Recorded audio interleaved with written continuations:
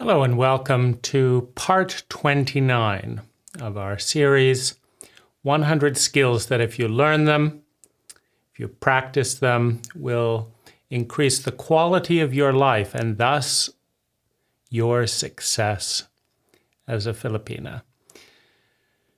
The first skill we're going to cover skill 97, 98, and 99 in this video. 97 is overcoming our resistance to joy.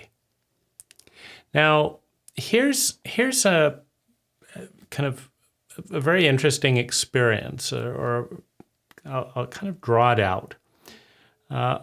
We're surrounded by boundless joy, by interconnection with all things, with our connection to God, to Goddess, to all that is. There's this humming alive energy. The amount of activity in a subatomic particle is just bursting with joy and enthusiasm. And what we've learned to do with language is we've learned to partition, we've learned to cut up reality into pieces. Right? We start with polarities, up and down, left and right, male and female. Now, these are all illusions. You cannot have an up without a down. You cannot have a man without a woman. Where do they come from?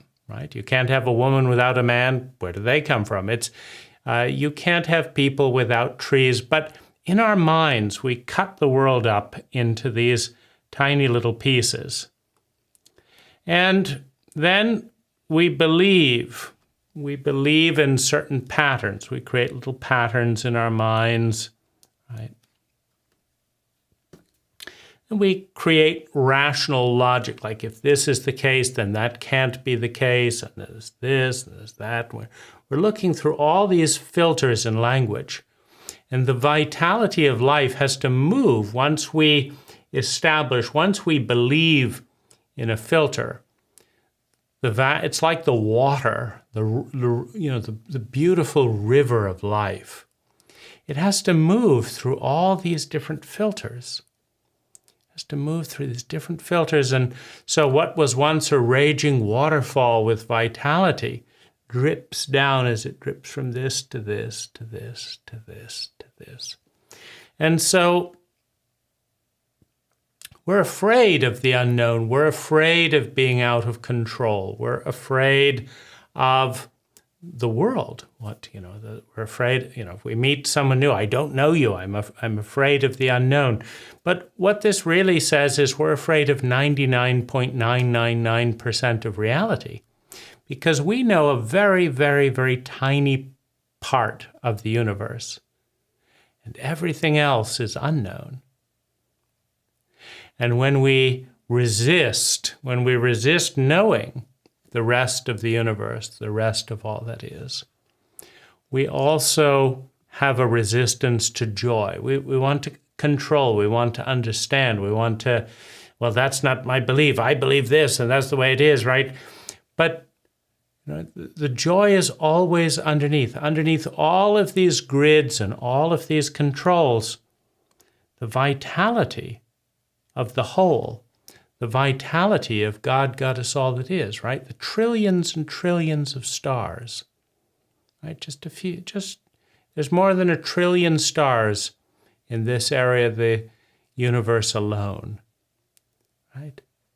And it just keeps going on and going on, right? And many of those stars are much bigger than Earth, much bigger than our sun. So, right, and so right? It's so big out there.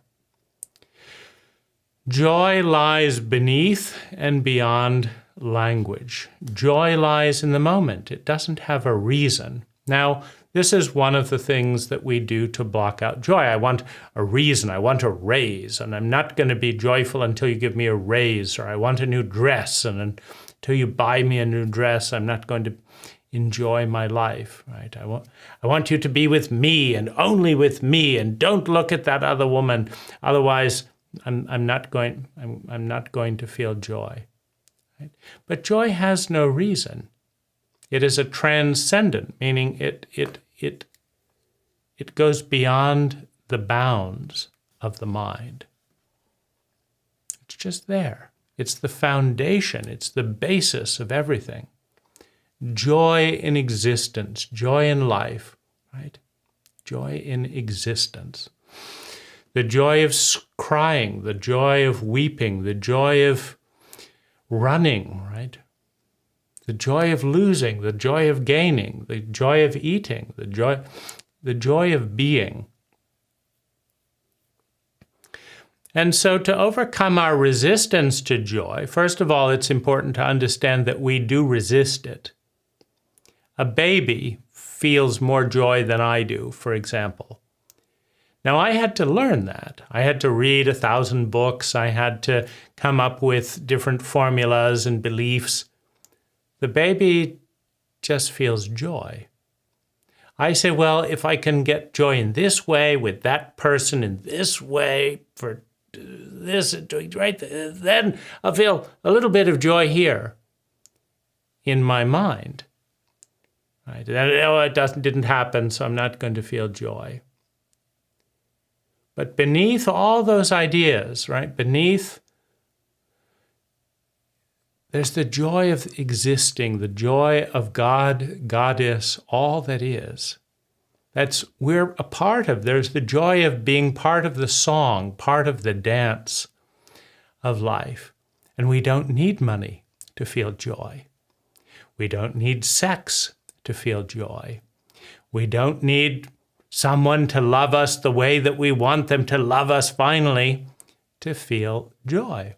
We just have to let go the defenses that block us from feeling all our feelings, including the boundless joy that lies beneath all things. I don't want to feel that pain, so I'm not going to look, right? But then we can't look at the joy, right? The joy of pain, the joy of feeling something, right? Joy is the foundation, right? When people go deep into meditation, they find that joy in just breathing and just being. And we are all here. We are all here right now. And so overcoming our resistance to joy is, in many ways, letting go of our ideas. Now, I'm going to be depressed because this didn't happen. Well, that takes effort, right? I'm going to. This didn't happen. That all takes effort. You just let go of everything. My boyfriend may leave me. Let go. I may not have enough rent for this room. Let go, right? My mother may not approve of me for doing that. Let go, right? And experience the God-given gift, the joy of being here. But I will feel joy once I get this. It actually doesn't seem to be the case. I've achieved thousands of goals and have less joy than I did in some of my years before achieving thousands of goals, right? My lifestyle is richer than 99% of the human population. Over the last 10 million years, right? How many humans have lived and how many people have been richer than me? 1%, 2%? 100 years ago, they didn't have refrigerators. I have a refrigerator.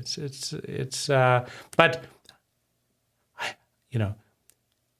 the mind is busy blocking out joy. So the skill of overcoming the resistance is first of all to let go of more things. Let go of more ideas. It's also to meditate. Byron Katie's work, I've done an earlier video of hers, has some excellent techniques to accessing joy.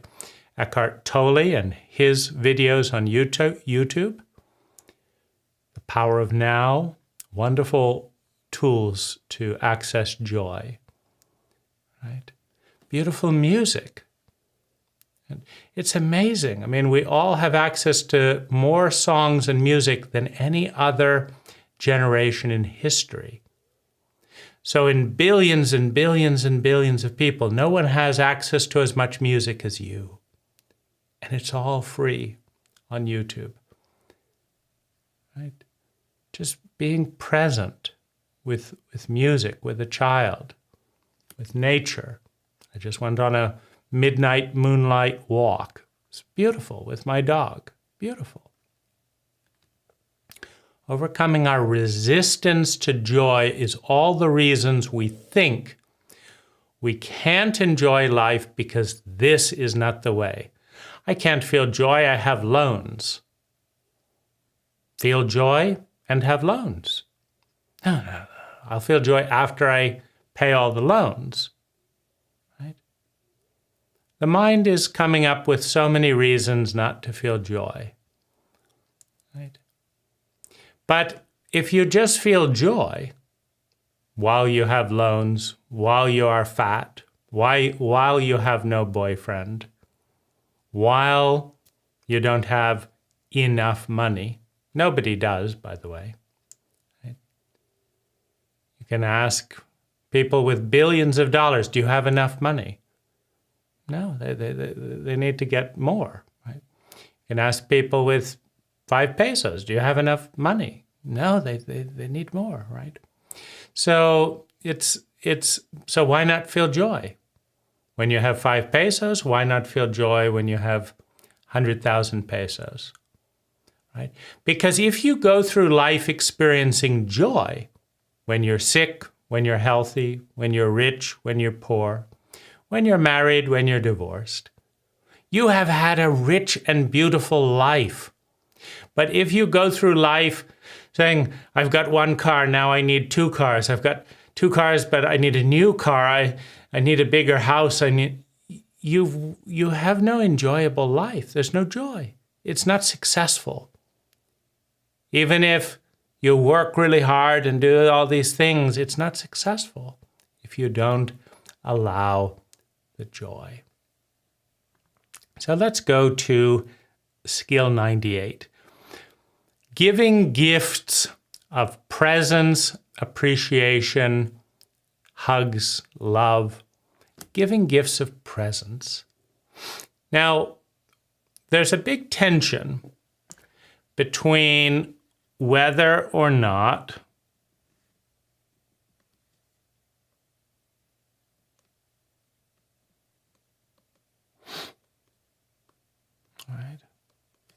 whether or not, this is the scales, right?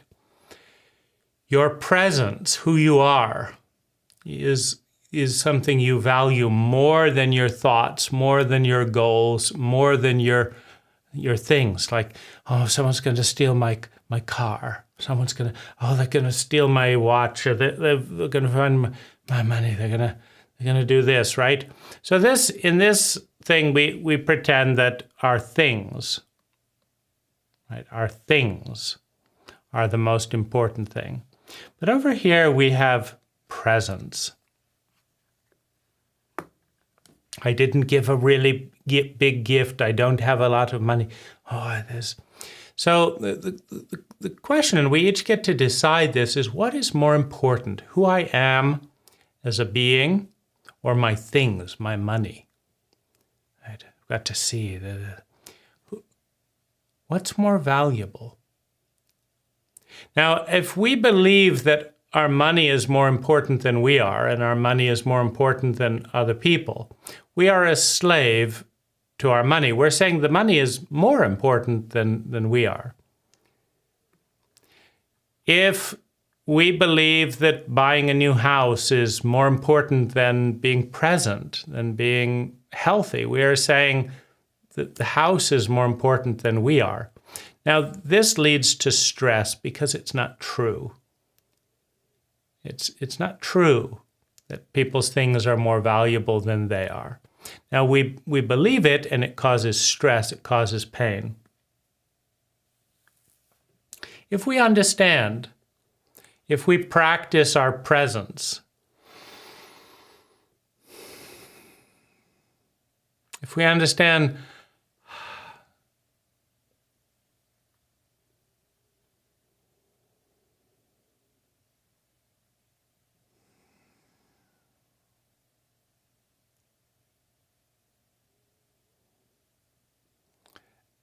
the most valuable,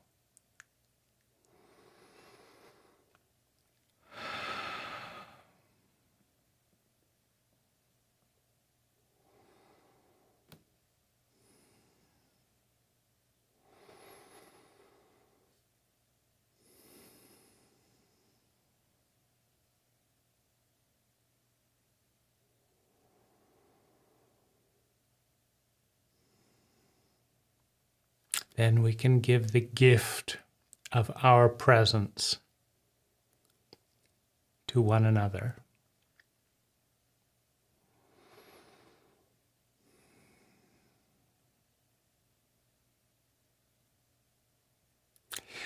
Now this leads to skill number 9. Giving and asking for 7-second hugs. Hold on.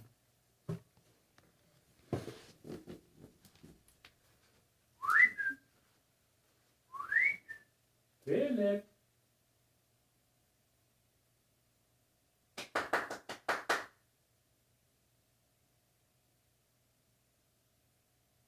What's that, baby?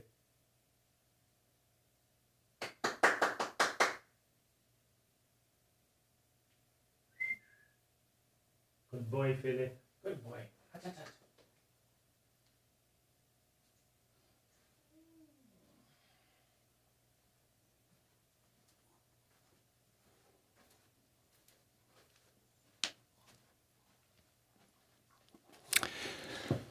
So this is Philip, and Philip is here to demonstrate the value of 7-second hugs. Now, the wonderful thing is it can be a chicken, it can be a goat, it can be a child, an uncle, a male, a female. If you will hug something for 7 seconds. Philip. Oh, my goodness, Philip.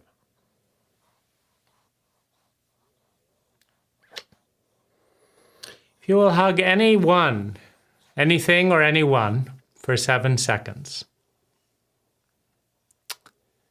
your body will produce oxytocin. It's a chemical that creates a sense of love and belonging and connection. And so I feel better because Philip is here. Thank you, Philip. 7-second hugs. If you don't have anyone asking to hug you, invite a hug. Would you enjoy a 7-second hug? It produces warm, balancing chemicals in the body and the brain, right? A hug is not sex. I love hugging men. I love hugging women. I love hugging Philip. Philip loves hugs as well. Every morning he will come up in my bed and push his body against me and hug me as much as possible. This feels wonderful. Ask for hugs. The science is clear that 7-second hugs help you and help the person you hug. They may be the best part of your whole day, but cultures are not scientific. So cultures say, no, we're not married, we're this, I'm not gay, I'm not this. That's what the culture says. But the science is clear. The more people you ask for a 7-second hug and teach about oxytocin, the happier the world will be, the happier you will be. And with that, I will say, good night, sleep well. Philip and I are going to enjoy our hugs.